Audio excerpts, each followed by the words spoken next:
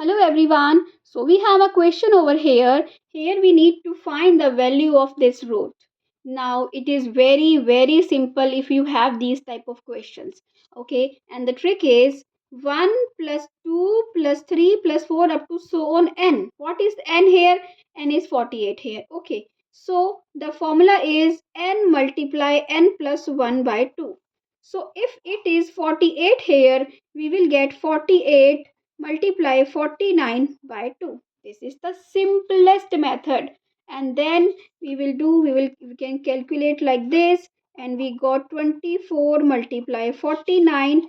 If we find the root, we get 2 multiply 2 multiply 2 multiply 3 multiply 7 multiply 7. This is this. So this and this can come out. We will get 14 out and then 6 inside, and this is the answer. So these type of questions are very simple like that. I hope you got it. Learn this short trick. Whatever you get the number, just solve it like that. Okay, this is very important and easy short trick.